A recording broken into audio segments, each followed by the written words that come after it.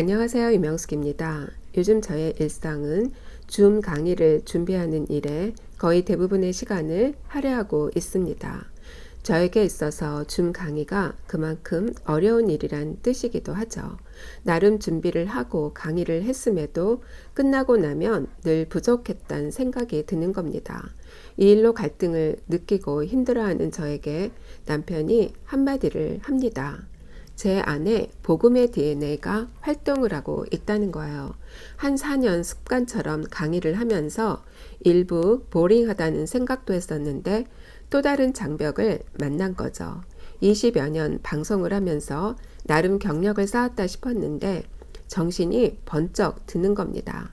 새로운 세계로 한 발 들여놓은 셈이죠. 해 아래 새 것이 없다 했는데 숨가쁘게 돌아가는 세상 속에서 나름 살아가는 방법을 터득하고 있는 중입니다.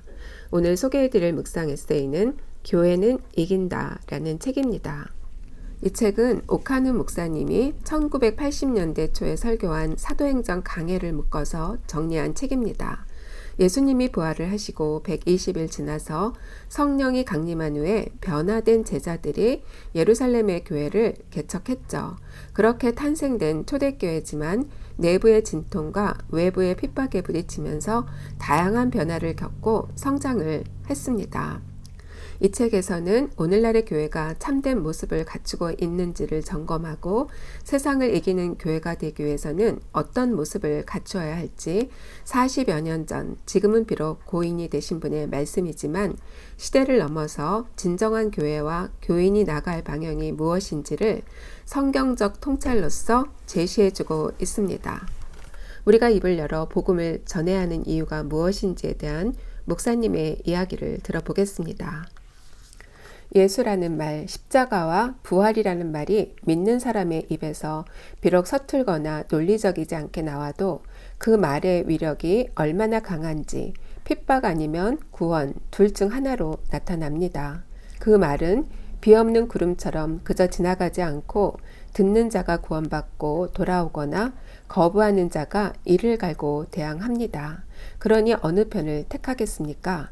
세상이 싫어하니 입을 다문 채 복음이 전해지면 나타날 이 놀라운 능력을 외면하고 그저 평범하게 살고 싶습니까? 나만 구원받으면 된다고 생각합니까?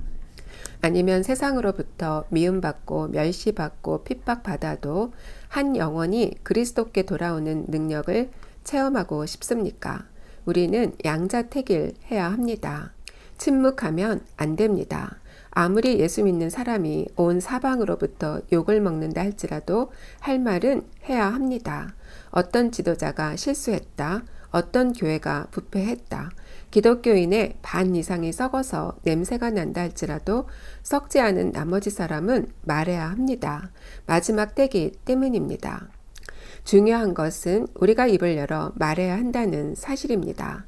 그리스도인의 입에서 나오는 말은 그 사람의 말이 아니라 하나님의 말씀이요, 능력의 말씀이요, 성령의 말씀이기 때문입니다. 주님 다시 오실 날까지 어떤 시련과 고난이 닥쳐와도 입을 열어 복음을 전하는 우리가 되길 기도합니다. 오늘 여러분들과 나눌 묵상 제목은 은혜로 감당할 복음 전파의 사명입니다.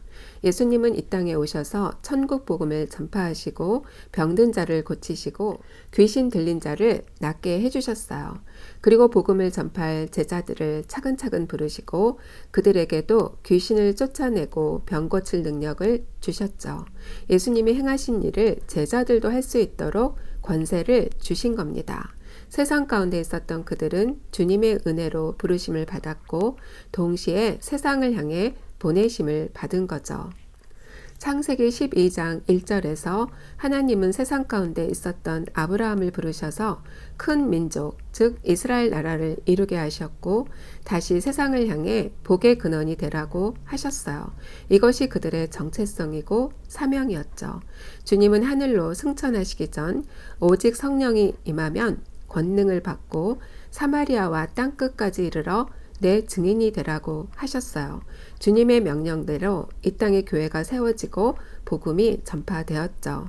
그런데 요즘 코로나로 인해 여기저기 좋지 않은 일로 교회가 언급되면서 떨어진 위상이 더 떨어지고 있습니다.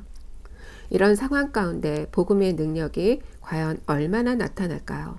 이런 시점에서 우리가 할 일이 무엇인지를 곰곰이 생각을 해 봅니다.